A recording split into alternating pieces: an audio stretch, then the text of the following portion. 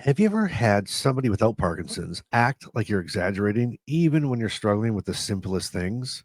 Yeah, me too. And more times than I can count. Well, today we're going to be talking about the 5 things people without Parkinson's will never truly understand. And stick around to the very end because number 5 is something I've never shared publicly. Plus, I've got a Bryceism that might just flip the way you think about it. Welcome to Living with Parkinson's. The good, the bad, and the reality. Real talk, real life, real community with Bryce Perry. Let's begin. Hey, friends, welcome back. It's great to see you here. And if we haven't met, I'm Bryce, and this is Living with Parkinson's, the good, the bad, and the reality. And I've been living with Parkinson's for over 15 years. And on this channel, we talk about real life, the real life side of Parkinson's, not just the stuff in textbooks, the messy, the funny, and the hard truths. And a quick shout out to my loyal viewers and the inner circle. Thank you for always coming back and supporting me. And if you're new here, make sure to subscribe because we put out these episodes like 3 times a week. Plus Sundays are live on YouTube with my buddy Brian. So don't miss that.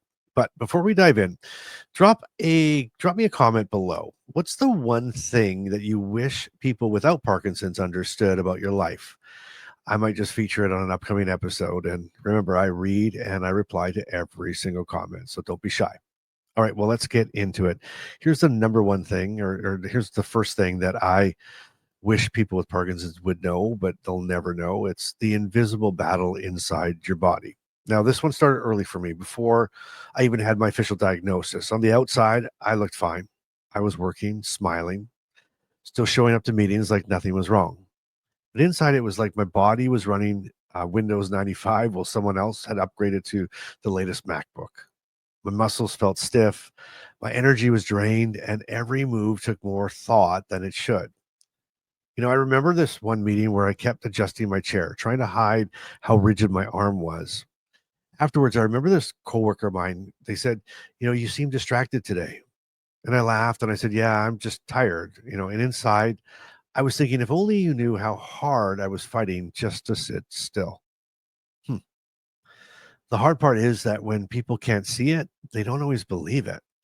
They think you're just being tired or you're just off a little. And that misunderstanding can be just exhausting as the symptoms themselves. And now, so you've had something like that happen. Do you drop the word invisible in the comment just so we know we're in this together? Invisible in the comment.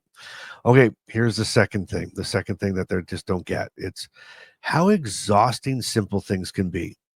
About 5 years in, I had a day where I went to just make a sandwich, just a sandwich, bread, meat, cheese, nothing fancy. By the time I got it made, I was leaning on the counter like I just run a marathon.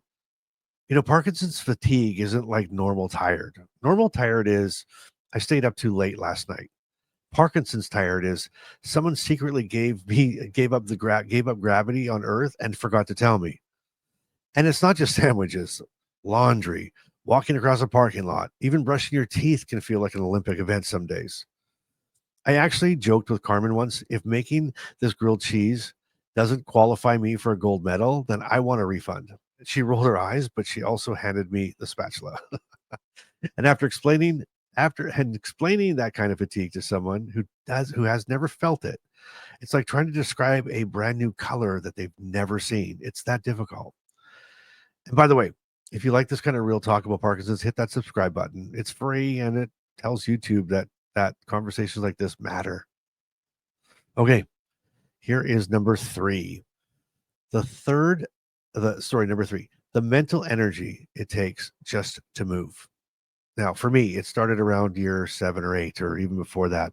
Walking, turning, picking something up, things that used to be automatic now require this entire whole mental checklist. Like, where's my balance? How's my timing? Will my foot crash? Is the floor slippery? Do I look like I'm wobbling? It's like having a NASA launch sequence running in the back of your brain, like 3, 2, 1, step. You know, I once stood at a doorway at a conference, completely overthinking how to step through without freezing. People were behind me waiting, so I just blurted out, "Sorry, folks, just buffering." And got a laugh, but inside I wasn't joking. Inside I was petrified. And hey, it's crazy, but this should and could and probably does sound familiar. And if it sounds familiar, hit that like button for me so more people can see the real side of Parkinson's. But we don't pull punches here.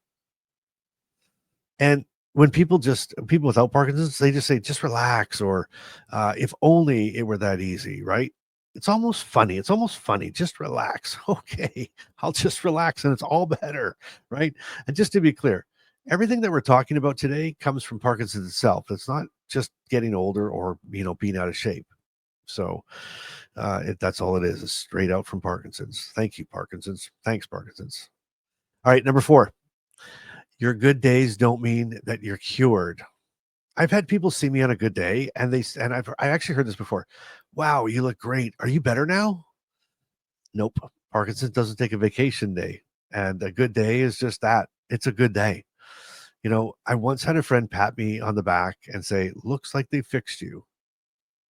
I wanted to reply, yeah, the warranty was up, so they patched me. Instead I smiled and said thanks because honestly, they meant well, but it was just crazy. These people just can't and won't get it. So here's the truth.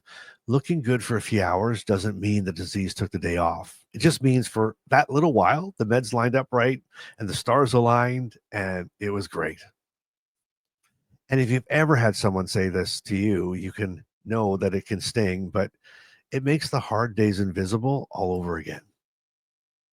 And by the way, if you want to talk openly about stuff like this without the whole internet watching, that's exactly what we do inside my inner circle community. It's private, it's real, and it's a safe place to connect with people who truly get it. And the links in the description, you're invited. Come on in. Okay, here is the 5th thing that people who don't have Parkinson's will never get. And this is the one that I've never shared publicly. This is the one I talked about in the beginning. This one is personal and honestly a little tough to admit. But over time, I realized that every social event, every outing, every meeting, I was running like quiet calculations in the background. Will I freeze in the doorway? Will I spill my drink? Will I forget the word I need mid sentence? It wasn't just about managing symptoms, it was about managing embarrassment before it even happened. And the truth is that constant background scanning has probably kept me from doing certain things or going certain places. Sometimes the fear of what might happen is worse than what it actually does. And it's exhausting. It's exhausting trying to calculate everything and pre-think everything and pre-worry about what might happen and not might happen. Now, I've never said that one out loud before. But I'm saying it now because, if you felt the same way, I want you to know it's okay. It's okay to admit it, and it's okay to start push back against it. And even little tiny steps forward make all the difference. With Parkinson's, the things that people don't understand aren't just symptoms. They're the choices, the hidden calculations, and the invisible battles that nobody else sees. All right, you've made it this far, so you've unlocked my Bryceism for this episode. And here you go. With Parkinson's, your strongest muscles aren't in your body. They're in your ability to keep showing up when nobody else sees the fight. So let me ask you, which one of these 5 hit you the hardest? Or what would you add to the list? Drop it in the comments. And remember, I read every one. And if this episode connected with you, give it a like and share it with somebody who could use it. And subscribe so you don't miss future videos. And if you want a place where you can talk about this 24/7 with people who truly understand it, check out the Inner City community. The link is right below. And you know what? Thanks for watching. And until next time, keep showing up, keep laughing, and keep doing life today.